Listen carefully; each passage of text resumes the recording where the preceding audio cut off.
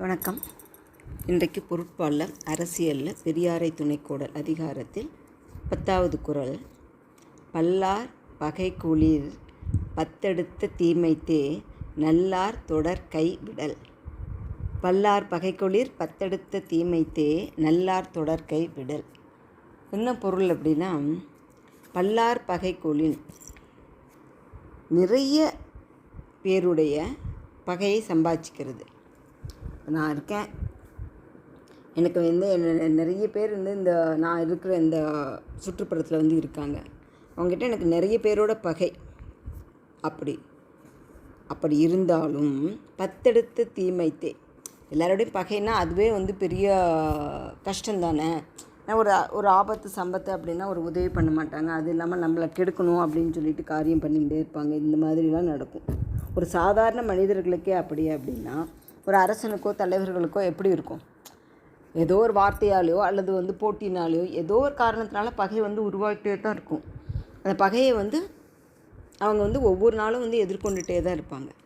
அந்த மாதிரி நிறைய பேருடைய பகை இருந்தாலும் அதை போன்று பத்தெடுத்த தீமை 10 பங்கு தீமை உடையதான். எது? நல்லார் தொடர் கை விடல், நல்லவர்களோட தொடர்பை கைவிடுதல். ஏன் அப்படி சொல்கிறாரு?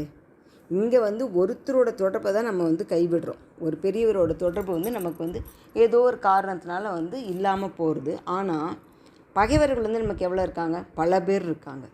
அப்படி தீமைன்னு பார்த்தா அந்த பல பேருடைய பகை தான் நமக்கு நிறைய தீமையை கொடுக்கணும். ஆனால் வள்ளுவர் என்ன சொல்கிறாரு? இந்த பல பேருடைய பகை அப்படிங்கிற தீமையை விட 10 மடங்கு தீமையை உனக்கு உண்டாக்கும் ஒரு நல்லவரின் தொடர்பை நீ விட்டுவிட்டால் அப்படின்னு சொல்கிறாரு. ஏன் அப்படின்னா, இப்போ ஒரு 10 பேர் நமக்கு எதிரி இருக்கான்னு வச்சுக்கோங்களேன், அல்லது ஒரு 20 பேர் இருக்காங்கன்னு வச்சுக்கோங்க.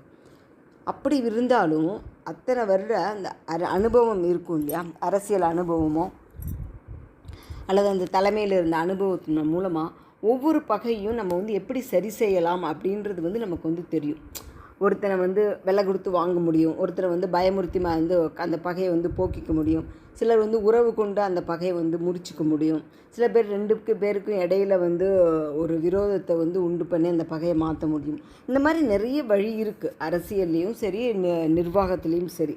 இதெல்லாம் சரியா அறமா அப்படின்னு கேட்கக்கூடாது. ஏன்னா அறத்துப்பாலில் நம்ம படித்த அறம் வேறு, பொருட்பாலையும் அறம் தான் அடிப்படை. அப்படின்னாலும் அந்த தொழில் வளர்ச்சி அப்படின்னு வரும்போது சில விஷயங்களுக்கு அது விதிவிலக்குகள் விதிவிலக்குகள் கொடுக்கப்படுகின்றது. அதை நம்ம மறக்கக்கூடாது.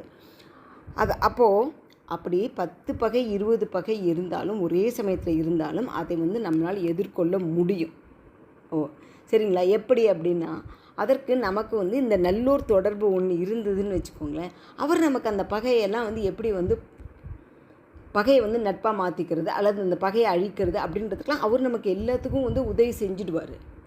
அதனால் நம்ம அத்தனை பகையில் இருந்து வெளியில் வந்துட முடியும். ஆனால் ஒரே ஒரு நல்லவருடைய தொடர்பை நம்ம கை விட்டுட்டோம் அப்படின்னா என்னாகும்? தக்க சமயத்தில் நமக்கு ஆலோசனை சொல்லுவதற்கான ஒரு பெரிய மனிதரை, ஒரு பெரிய வாய்ப்பை நாம் நழுவ விட்டுருவோம். முதலே நம்ம அந்த மாதிரி ஒரு சூழ்நிலை வரும்போது குழப்பத்தில் இருப்போம். அப்போ நமக்கு உதவி செய்யக்கூட அந்த பெரியவரும் இல்லை அப்படின்னாக்கா மேலும் மேலும் நிறைய தவறுகளை செய்து இன்னும் நம்ம போய் மாட்டிக்குவோம். அதனால தான் நிறைய பேருடைய பகையை விட 10 மடங்கு தீமையை கொண்டு தரும் ஒரு பெரியவரின் நட்பை கைவிடுதல் அப்படின்னு சொல்கிறார். ஆக நாம் எல்லாரும் நம்மை விட வயதிலும் அறிவிலும் திறமையிலும் மேலும் மேலும் உயர்ந்த பெரியவர்களின் நட்பை எப்பாடுபட்டாவது பெற்றுக்கொள்ள வேண்டும். அதுதான் நமக்கான கருத்து. நன்றி, வணக்கம். நாளை இதனுடைய தொகுப்புரை.